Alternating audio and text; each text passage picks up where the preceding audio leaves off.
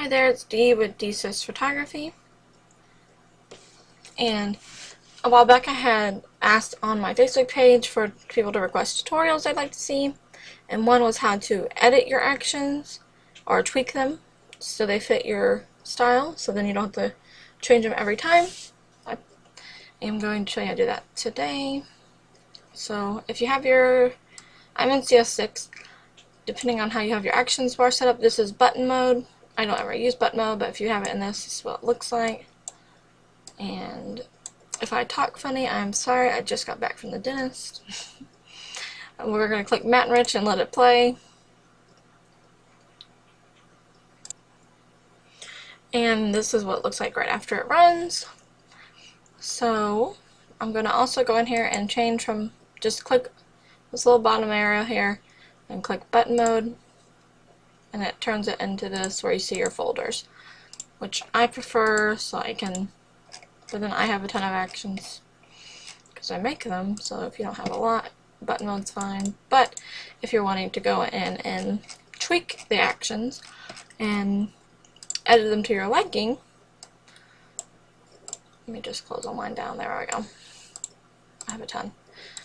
Then you want to get it in the folder mode so you can actually go in and edit the steps of there. So that was Matte and Rich, and that's my workflow wonders. So you had it, you would have this folder, you click the down arrow, opens up all the actions, and we're going to open up this, and then you can see every step that's in there to make this happen. So I'm going to open up my folder over here too. And if you want, because the way this one is set up, not all actions will do this depending on how they're set up, but all my workflow wonders will work this way because I've named them all appropriately. So if you have Matte and Rich selected, hit the little recording button right down here, and then you can go in and click a layer, like maybe that's too much pop on there. You click it, as you can see right now it's showing what I'm doing. Select that layer, and then you can go and adjust it. Let's say you want a little less. You can go 35, and then you can go click deepen. Maybe you want a little less of that. 27, and then you can, as you can see, it's recording everything I'm doing right now. So let's say that's what the look you want to do. And then you hit stop. And now you have the new steps recorded. So now when I run this action, it's going to open up this folder after it runs it, and then go and tweak those two steps that you wanted to take. And if anytime you want to do it, you can hit record, like I said, and then go and click on it. Maybe the sharpening's too much, bring it down to 15, hit stop, and there you got a new step.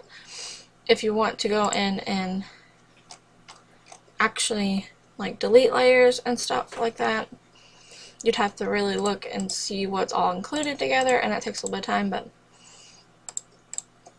like this, selects my background, it's going to duplicate it. That's the sharpening. As you see, it sets at the linear line and then 55%. So let's say I didn't want my sharpening on this. I just hit this, hold shift down, click the top one, and now I have all these selected. I drag it all the way down to the trash can, and now it's gone. And I Control Z if I accidentally did that, and it'll bring them all back for you. And then,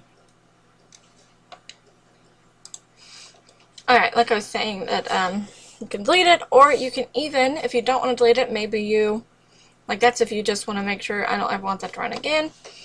Maybe you're not sure if you really like it, but you may want to come back and edit it again. What you can do is these little check marks will toggle it on and off. So just click on it on all the ones that are related. So all 4 or 5 of these were for the sharpening layer. So right now I've toggled them all off.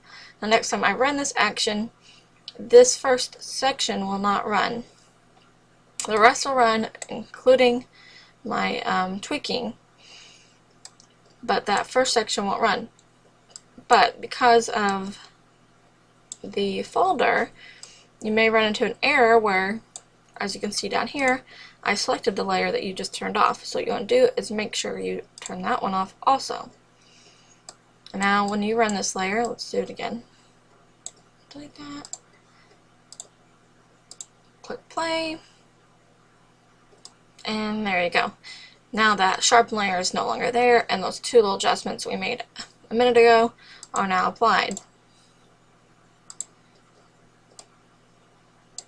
And then you can easily go back here and check them and turn them back on. And you can tell when you have edited one of them because there is the check mark is now red, which means something's been tweaked on here. Like this one had turned that off also.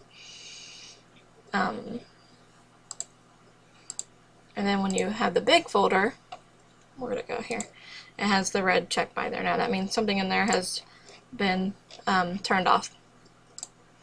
And it's just telling you that way you know when you open it up that there's, if you want to look at it, you can see what's been turned off and turn it back on.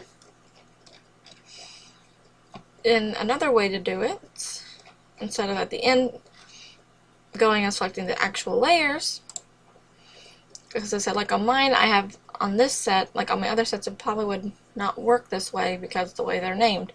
On this set I have named them so it should work, or you can go in at the end while you're hitting record and then pick a layer and reduce it. Now if you don't have that on some of them, what you want to do is go in, set current layer is where something will be named, or whenever if you duplicate something it will have a name right there too. So set current layer, this is matte, enrich, deepen. So everything above here is where I have matte and rich deepen the settings. Now I had adjusted it 27%. Go up here, it says it was at 40.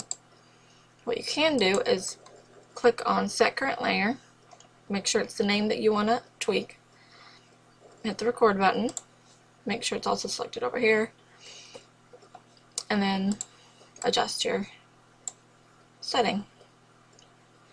And it created a new little step in my action, hit stop, and it now says set current layer to layer 20%. If you don't happen to have that layer selected, just make sure you have an extra layer, or you can create a blank layer, anything, and then adjust this because it's not going by the actual name, so any of them could be chosen. It's just, since I'm just recording the step of reducing an opacity. So if you happen to don't have your action open, you can easily just create a blank layer and adjust the opacity of that blank layer to what you think you'll need it to be. But the best way is actually run the action, find the step, and adjust it so you actually know what it looks like as you're tweaking it. And that is the easiest way to go in and tweak them, would be to record at the end, but you can easily go in and go find the names under set current layer, click on it, hit record, and adjust the opacity of that layer, hit stop right after, or it's going to keep recording your steps, and then you have that adjusted. Or like I said, on this one you can go in and at the end on mine, because of the way they're named. And what the best thing I like to do, like I have my workflow down here, basic, and what it does, I've already recorded, I named a new action, I'll show it just a second, and I go and pick the actions I want to apply. And then I actually go in and adjust my percentages. So, a lot clicking right now, sorry. Alright, let's say we'll click on the folder My Workflow.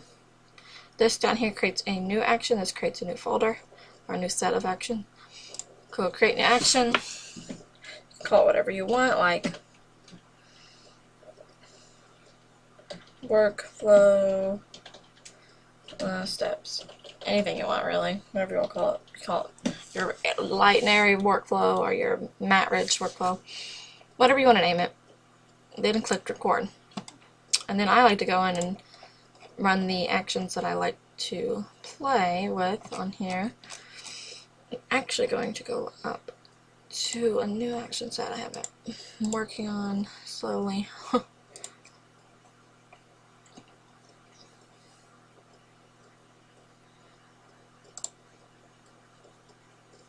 And as you see right now, it says play action Simply Sweet of the set.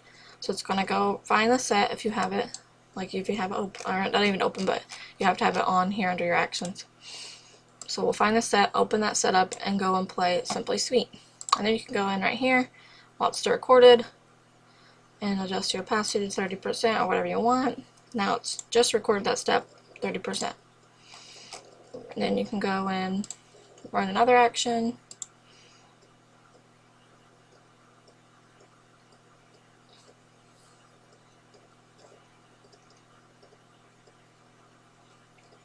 So now it just ran that enrich on top of that action set. You can run quick vignette after it. And you can even, so right now it's recording every step that I'm doing. Every click that I'm making, it's recording that step. Every opacity change, it's recording that step. And where sidekicks?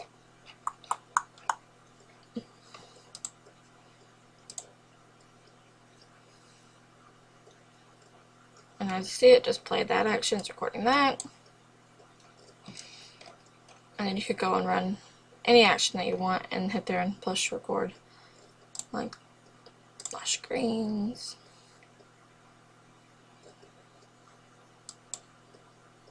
And hit stop. Now when you run this action, that pop-up will pop up at the end unless you turn it off. And I'll show you to turn that off in just a second. So now I have this as a set, my workflow steps. And I can easily go in and edit as needed.